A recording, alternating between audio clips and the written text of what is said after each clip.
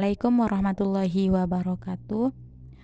Saya Indah Windari dari kelas 5C Universitas Islam Negeri Mataram. Ingin menyelesaikan tugas mandiri dari evaluasi tugas individu 1 sampai 4. Mata kuliah evaluasi pembelajaran matematika. Baiklah, untuk tugas pertama mengenai pengertian pengukuran penilaian evaluasi pembelajaran menurut prinsip-prinsip Al-Quran dan hadis. Yang pertama, kita akan membahas tentang pengertian pengukuran. Jadi, pengukuran adalah suatu metode atau suatu kegiatan membandingkan sesuatu dengan ukuran tertentu dan hasilnya bersifat kuantitatif. Dalam prinsip Al-Quran dan hadis, pengukuran diibaratkan sebagai ujian atau cobaan dalam kehidupan manusia. Manusia tidak terlepas dari cobaan, dan cobaan tersebut digunakan untuk mengukur tingkat keimanan seseorang. Nah, yang kedua itu mengenai penilaian. Jadi, penilaian adalah kegiatan pengambilan keputusan untuk menentukan sesuatu dengan ukuran tertentu atau dengan menggunakan informasi yang telah diperoleh dari suatu pengukuran hasil belajar yang dinilai berdasarkan kriteria atau kemampuan dalam memahami suatu permasalahan. Dalam prinsip Al-Quran dan hadis, penilaian itu diibaratkan sebagai suatu hadiah atau kabar gembira, atau bisa juga diibaratkan sebagai sebab akibat dalam suatu tindakan. Dalam Al-Quran disebutkan sebagai al-hisab. Al-hisab itu artinya perhitungan atas apa yang ia kerjakan. Nah, yang ketiga itu mengenai evaluasi. Evaluasi yaitu langkah akhir untuk pengambilan keputusan. Dalam Al-Quran terdapat ayat tentang evaluasi. Salah satunya dalam Quran surat Al-Baqarah ayat 31. Ayat tersebut menggambarkan aktivitas menguji dan menilai terhadap apa yang telah diajarkan. Nah, itu untuk tugas mandiri evaluasi tugas individu 1. Yang kedua itu mengenai fungsi, tujuan, kedudukan, prosedur, dan ruang lingkup evaluasi pembelajaran matematika. Jadi fungsi evaluasi itu ada 4. Yang pertama sebagai alat seleksi, yang kedua sebagai alat pengukur keberhasilan, yang ketiga sebagai alat penempatan, dan yang terakhir itu sebagai alat diagnostik. Nah, tujuan evaluasi itu berdasarkan fungsi evaluasi yang sudah diuraikan tadi, maka dapat dijelaskan tujuan evaluasi yaitu yang pertama evaluasi sebagai alat seleksi. Terkandung di dalamnya tujuan evaluasi yaitu untuk melakukan seleksi dalam penerimaan siswa atau mahasiswa baru dari suatu sekolah atau kampusnya gitu. Nah, yang kedua, evaluasi sebagai alat pengukur keberhasilan. Jadi tujuannya untuk melihat sejauh mana seorang guru telah berhasil dalam menerapkan metode dan pendekatan, penguasaan materi, serta kebaikan dan kelemahan dalam kurikulum yang dipakai. Nah, yang ketiga yaitu evaluasi sebagai alat penempatan, replacement. Terkandung di dalamnya tujuan evaluasi yaitu untuk menentukan pendidikan lanjutan siswa agar sesuai dengan minat, bakat, dan kemampuan siswa tersebut. Nah, yang terakhir yaitu evaluasi sebagai alat diagnostik. Terkandung di dalamnya tujuan evaluasi yaitu untuk mengetahui seberapa jauh hasil pendidikan yang telah dilaksanakan. Nah, bagian C mengenai kedudukan evaluasi pembelajaran matematika. Jadi, kedudukan evaluasi dalam kegiatan belajar mengajar berada sebelum, selama, dan sesudah kegiatan belajar berlangsung. Evaluasi dilakukan oleh pihak sekolah, terutama guru. Hal-hal yang dievaluasi diantaranya meliputi calon siswa, mengenai usia kematangan kognitif, kondisi fisik, dan kesiapan sarana dan prasarana sekolah.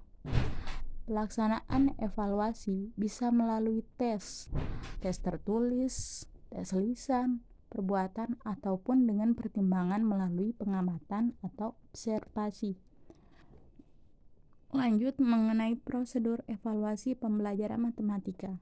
Yang pertama, menyusun rencana evaluasi hasil belajar matematika. Yang kedua yaitu pengumpulan data. Terus ketiga, pengumpulan sertifikasi data. Yang keempat, mengolah dan menganalisis data. Yang kelima, memberi interpretasi dan menarik kesimpulan. Yang terakhir, mengenai prosedur evaluasi pembelajaran matematika yaitu tindak lanjut hasil evaluasi. Nah, gimana dengan ruang lingkup evaluasi? Jadi, ruang lingkup evaluasi itu mengenai objek evaluasi itu masukan input. Nah, masukan atau input itu memuat kemampuan, kepribadian, sikap, dan inteligensi siswa. Yang kedua itu proses, dan yang terakhir itu keluaran atau output.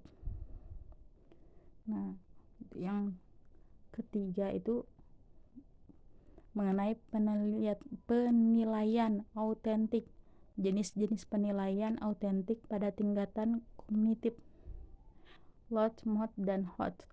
Nah, yang pertama mengenai pengertian penilaian autentik. Apa sih pengertian dari penilaian autentik itu? Jadi, penilaian autentik yaitu penilaian yang terintegrasi dengan pembelajaran dan merupakan evaluasi dari hasil kegiatan belajar siswa pada disiplin ilmu pengetahuan atau kognitif, sikap atau afektif, dan keterampilan psikomotor. Penilaian autentik atau authentic assessment merupakan penilaian yang dilakukan secara komprehensif untuk menilai mulai dari masukan, proses, dan keluaran pembelajaran. Nah, jadi jenis-jenis penilaian autentik pada tingkatan kognitif. Yang pertama, lot, mod, dan hot. Tingkat dan instrumen pada penilaian kompetensi pengetahuan. Ranah kognitif mencakup kemampuan berpikir, yaitu berkenaan dengan pengenalan pengetahuan, perkembangan pengetahuan, dan keterampilan intelektual atau akal. Pertama, LOTS, Lower Order Thinking Skill, yaitu sebuah kemampuan berpikir siswa secara fungsional. Yang kedua itu MOTS atau MOTS, Middle Order Thinking Skill, yaitu keterampilan berpikir tingkat tengah. Nah, yang ketiga itu HOTS, Higher Order Thinking Skill, yaitu keterampilan berpikir tingkat tinggi. Maksudnya, kemampuan berpikir yang menerapkan pengolahan dan kegiatan mengingat, menyatakan kembali, atau merujuk suatu hal. Nah, evaluasi tugas individu yang terakhir atau yang keempat yaitu mengenai karakteristik penyusunan soal matematika HOT atau Higher Order Thinking Skill. Pengertian soal HOT. Soal-soal HOT merupakan instrumen pengukuran yang digunakan untuk mengukur kemampuan tingkat tinggi dan bukan hanya sekedar mengingat atau recall, menyatakan kembali atau restate, atau merujuk tanpa melakukan pengolahan recite. Karakteristik soal HOT itu meliputi mengukur kemampuan menganalisis, mengevaluasi, atau mencipta. Yang kedua, tidak algoritmik. Yang ketiga, adanya stimulus. Yang keempat, soal non-rutin, membutuhkan pertimbangan dan interpretasi, melibatkan banyak kriteria, memungkinkan jawaban diperoleh dari berbagai sudut pandang. Nah, contoh soal matematika HOT misalnya di suatu kandang terdapat 40 ekor ayam, 15 diantaranya jantan. Di antara ayam jantan tersebut 7 ekor berwarna putih. Jika banyak ayam berwarna putih adalah 22 ekor, maka ayam betina yang tidak berwarna putih itu ada berapa?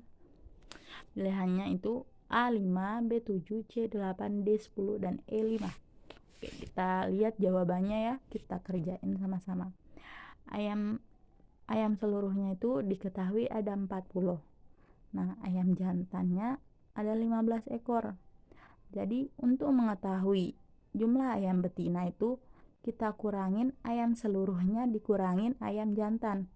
40 ekor dikurangi 15 ekor. Jadi jumlah ayam betinanya itu ada 25 ekor. Nah, di sini udah diketahui ayam putih ada 22 ekor. Ayam jantan yang berwarna putih 7 ekor. Untuk mengetahui ayam betina yang warna putih, kita kurangin ayam putih dikurangi ayam jantan putih.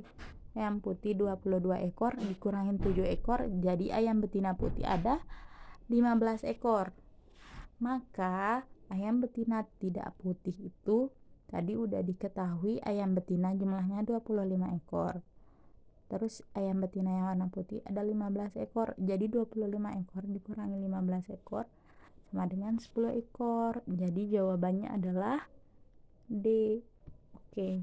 Baiklah teman-teman, saya mohon maaf banget atas segala kekurangannya. Sekian dari saya. Assalamualaikum warahmatullahi wabarakatuh.